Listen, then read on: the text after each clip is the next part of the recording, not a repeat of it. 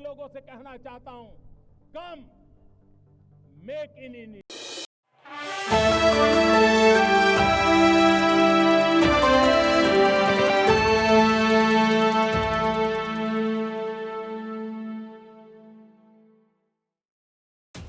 प्रवर्तन निदेशालय जल्द ही कांग्रेस की ओर से संचालित नेशनल हेराल्ड अखबार के मामलों में मनी लॉन्ड्रिंग जांच में पूछताछ के लिए लोकसभा में विपक्ष के नेता राहुल गांधी को तलब कर सकती है। इस घटनाक्रम से परिचित सीनियर अफसरों ने इस बात की पुष्टि की है।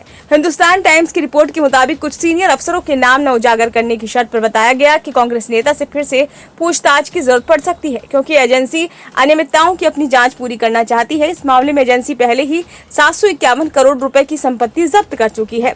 रायबरेली के सांसद से पहले जून 2022 में ईडी ने 4 बैठकों में करीब 40 घंटे तक पूछताछ की गई थी। उनसे यंग इंडियन प्राइवेट लिमिटेड के दैनिक कामकाज में उनकी भूमिका के बारे में पूछताछ की गई थी।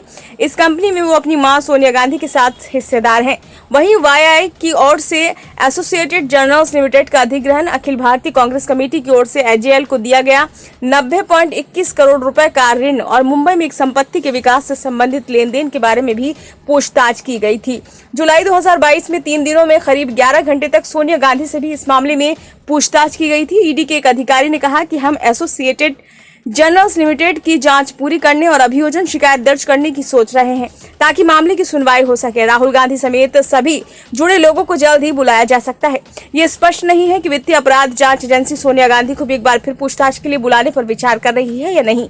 पिछले हफ्ते राहुल गांधी ने दावा किया था कि संसद के हाल ही में संपन्न सत्र में केंद्रीय बजट पर चर्चा के दौरान उनके चक्रव्यूह भाषण के बाद ईडी उन पर छापा मारने की योजना बना रही है। उन्होंने कहा है कि वे केंद्रीय जांच एजेंसी का बेसब्री से इंतजार करेंगे, क्योंकि ईडी के अंदरूनी सूत्रों ने उन्हें बताया है कि छापेमारी की योजना बनाई जा रही है।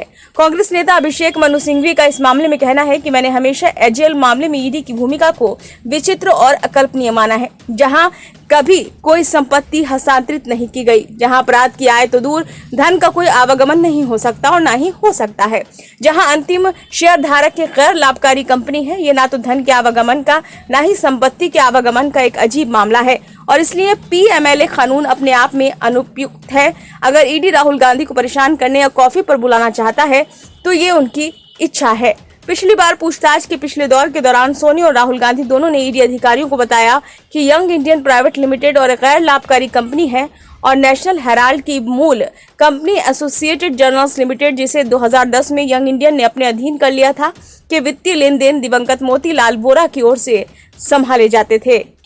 आपको बता दें कि 6 जनवरी को एसटी की ओर से प्रकाशित की गई एक रिपोर्ट के अनुसार ईडी ने नेशनल हेराल्ड मामले में कुछ 988 करोड़ रुपए की आपराधिक आय की पहचान की है। इसमें 755 करोड़ रुपए की रियल एस्टेट और अन्य संपत्तियां, 90 करोड़ रुपए के शेयर और 2010-11 से अर्जित 142 करोड़ रुपए का किराया शामिल है। ईडी ने दावा किया है कि वित्तीय वर्ष 2010-11 में वाईआई की ओर से कंपनी का अधिग्रहण करने के बाद से एजेएल ने दिल्ली, मुंबई, इंदौर, पंचकुला, लखनऊ और पटना में अपनी प्रमुख संपत्तियों से ये किराया कमाया है।